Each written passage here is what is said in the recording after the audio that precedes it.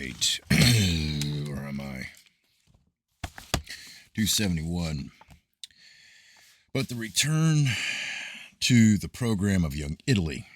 The Piedmontese were not quite satisfied with the results of the hasty Treaty of Villafranca, 1859, but the revolutionaries had attained their object as far as Tuscany, the Duchess of Parma and Modena, and the Pontifical States were concerned, though they did not dare to dispossess the Pope without some preliminary political maneuvers. The revolution in the kingdom of the Two Sicilies had failed again, but it was soon to succeed. By way of retaliation, the International Committee of London began a propaganda in Lombardy among the students in the colleges, as a result of which the University of Prava was forced to close. This movement, which started in December, was the precursor of the coming war. Lord Palmerston's plan was in process of realization. To Francisco Crispi, a tool of Lemmy, was now assigned the task in which he and Bentivoglio had failed. He was in London when the news of the death by poison of Ferdinand II reached the International Masonic Committee. Mazzini's tool in the poison plot was Monsieur Caputo, a priest who had succeeded in winning the confidence of the king as his confessor. He was a Freemason and a sublime Mater Parafat, belonging to one of the most evil branches of the sect. The poison was administered in a slice of melon, and the king died in agony on May 22, 1857. Freemasonry had won, for Francis II, who now succeeded his father, was too young and inexperienced to be able to cope with any serious political situation alone. At this period, the states of Tuscany, Parma, and Modena were trying to form a coalition, but Dr. Farini, a Freemason, had become dictator and dictated regardless of popular sentiment. Lemmy was continually running back and forth from England with instructions from the London Committee to the local revolutionary chiefs, and in his secret capacity was very active through the different assemblies where the votes of the sold or terrorized members went for annexation to Piedmont, regardless of the wishes of the majorities in their constituencies. Traveling under the assumed names of Emmanuel Parada and Toby Gliven, Crispi spent much of his time during the next 2 years in Sicily as an agitator fomenting. A great uprising was planned for October 12th, but through Lemmy was there to help. Their combined efforts on that date were futile.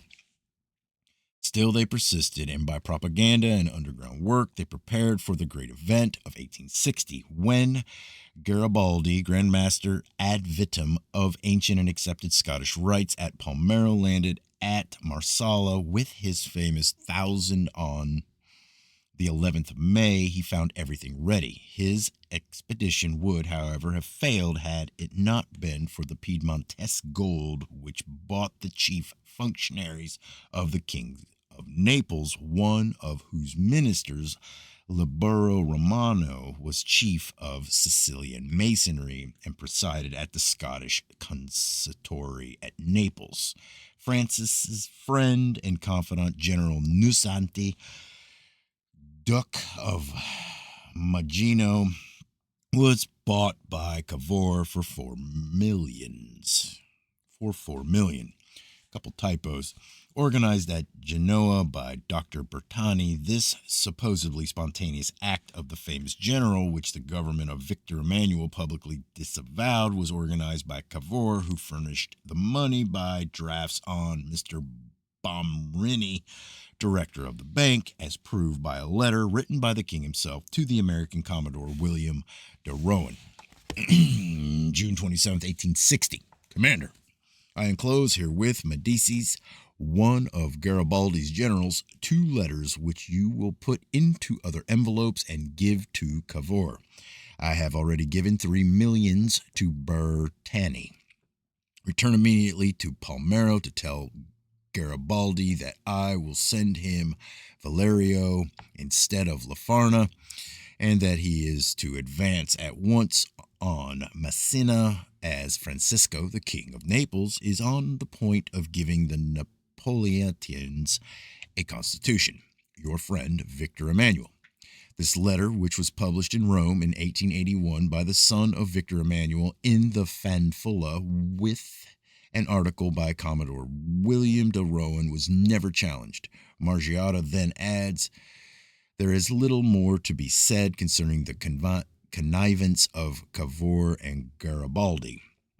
Victor Emmanuel did nothing against his wish, as the official newspapers allege. Excuse me. For everything that happened in 1860 was settled in advance. It was necessary to save appearances and to deceive Russian and Austrian diplomacy, which was not in the secret. So that was Cavour's reason for allowing Garibaldi to play the part of an undisciplined revolutionary, taking on himself alone the responsibility of his adventures. The policies of the Grand Master Cavour and the Grand Master Mazzini, each representing two different Masonic currents emanating from different sources, met on the issue of the destruction of the papacy, which it was hoped to submerge through the unification of Italy. Cavour aimed at the unity in the form of a constitutional monarchy under the House of Savoy, and Mazzini, Austrian Minister de Bust, to allow united Italy freedom to march on Rome. France, subsequently abandoned by Italy, met her fate at Sedan in 1870, and Bismarck used Mazzini and Italian Freemasonry to break the Franco-Italian alliance and to force Victor Emmanuel to take Rome in spite of the wishes of the French people.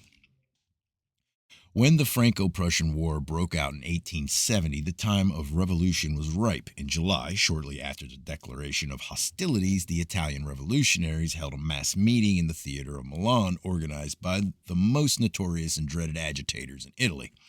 After this public meeting, there was a secret political one attended by 15 high masons.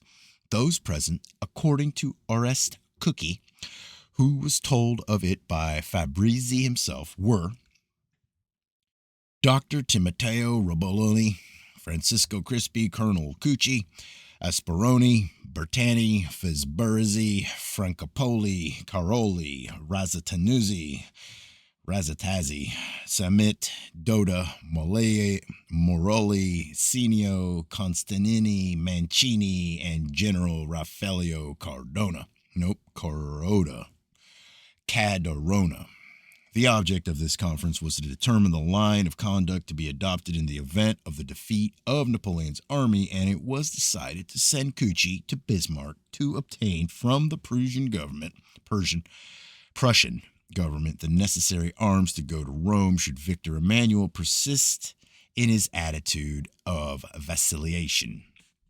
Cucci accomplished his mysterious mission, and Bismarck concluded a deal whereby Prussia was to furnish guns and money to the Italian revolutionaries, in return for which they were to keep up agitation to prevent an Italian alliance with the French nation. Everything was ready. Still, Victor Emmanuel hesitated.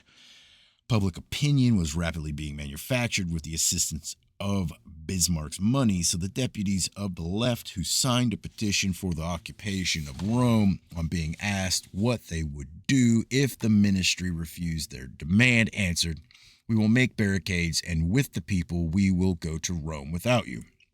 The government then decided to act, and General Cadorna, who had already been selected by Freemasonry to lead a popular army should the government not wish to send him there in an official capacity, marched on Rome. The operations of war began on September 15th, 1870, and on September 20th at 5 o'clock in the morning, the cannon of Cadorna settled the Roman question. The Porta Pia was forced. Porta Pia? The sacrifice was accomplished. Freemasonry had triumphed. But Freemasonry had won again, according to Mr. George Heil, writing in February 1871, Mr. Gambetta, who was the arbitrary master of that country's, France, destiny during the 3 months that his dictatorship lasted, was able, without anyone daring to oppose his conduct, to misuse his power in order to unsettle the country and satisfy his own ambitions.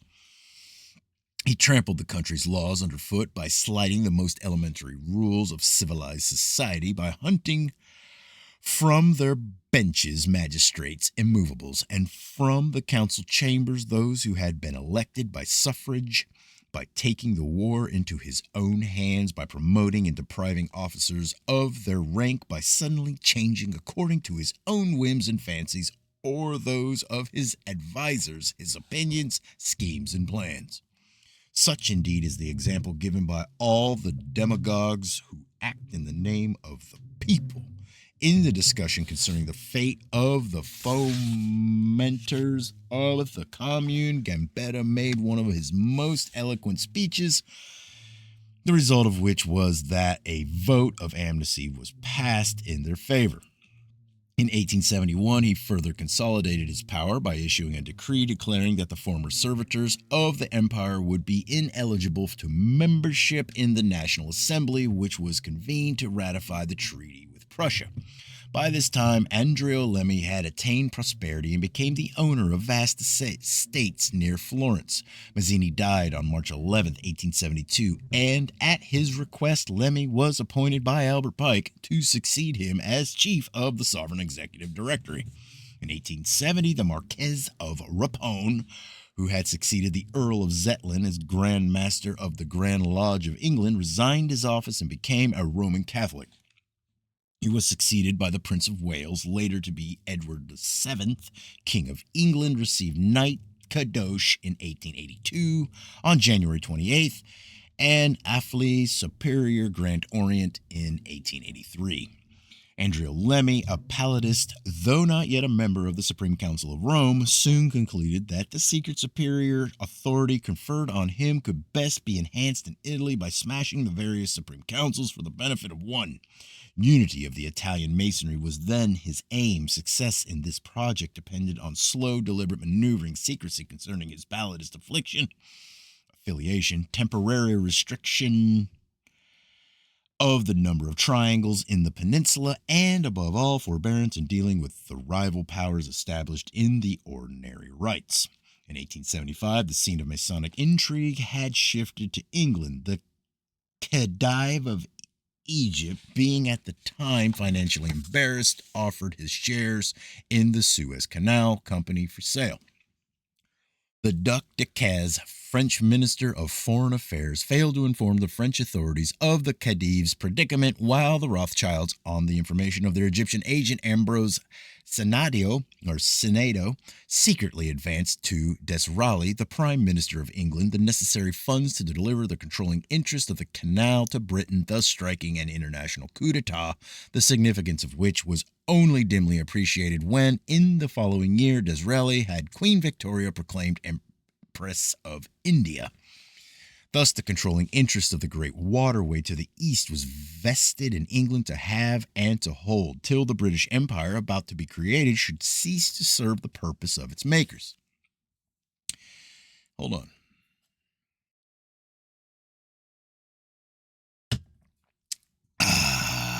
In June 1877, Andrea Lemmy became an ordinary member of the Grand Orient of Italy at Rome, of which Giuseppe Mazzoni was Grand Master, keeping this affiliation secret until 1883, when he let it be known that he was joint Grand Master with Giuseppe Petroni.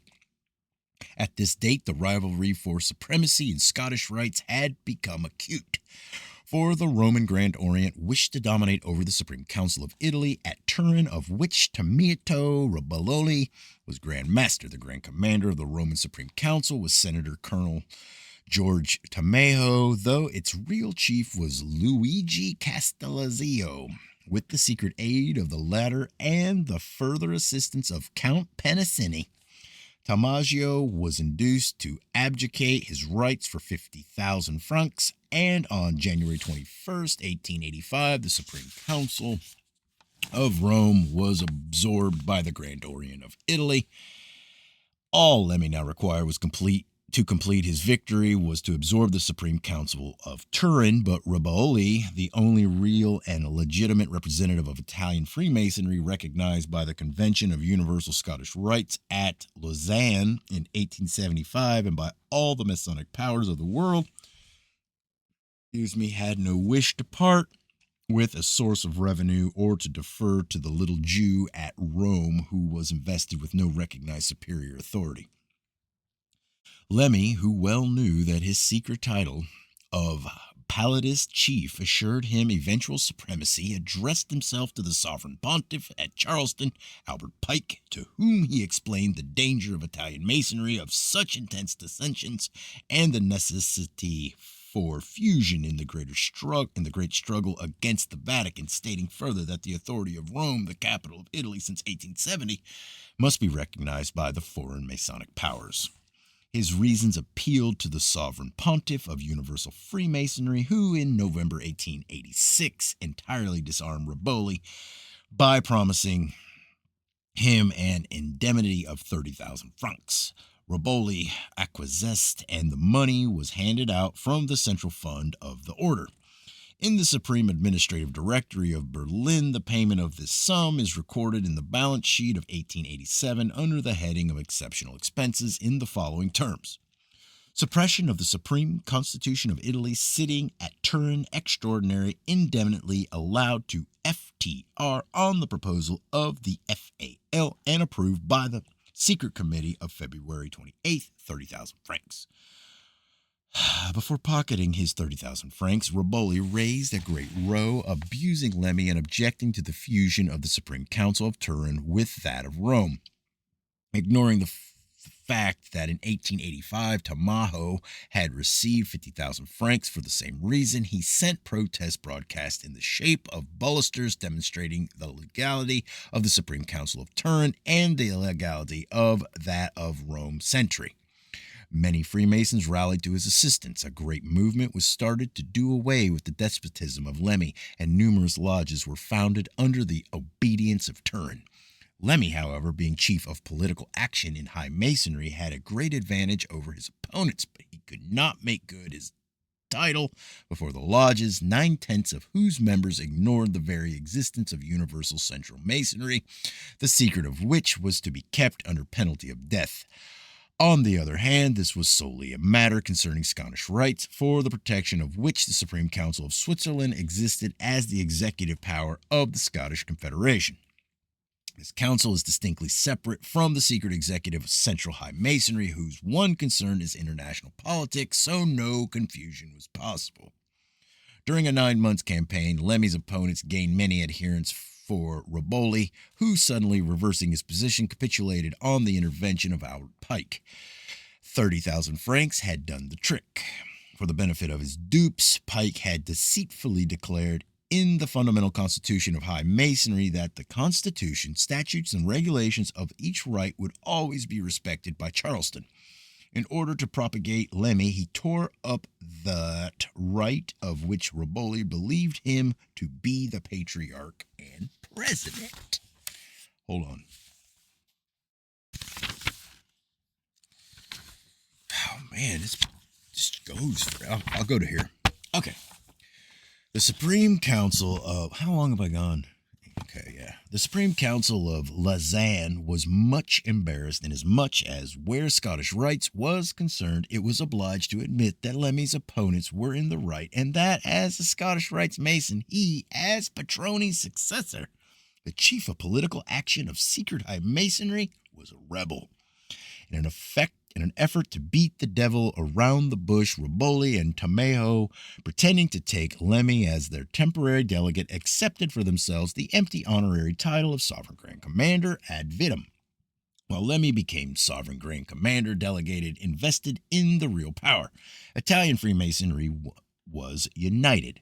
A meeting was convened at Florence in January 1887 by Tamaho and Riboli, at which 7 brothers from Rome and 7 from Turin, under orders from Charleston, ratified this agreement.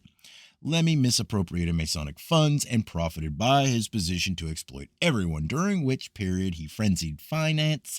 He pocketed over 400,000 francs. Many complaints of his conduct were sent to the Supreme Directory of Charleston, but while passing through the hands of Phyllis Walder, who shared in the loot, anything to Lemmy's discredit was suppressed, never reaching Pike, who trusted him till the end. It was in 1881 that Lemmy had embarked on his campaign for the de-Christianization of Italy, giving under his invisible direction and organization to the scattered forces of anti-clericalism. Mazzini had made no mistake, for Lemmy persecuted the church with a savage hatred. During the Masonic Congress held at Milan in 1881, the following resolutions were adopted. Do that next time.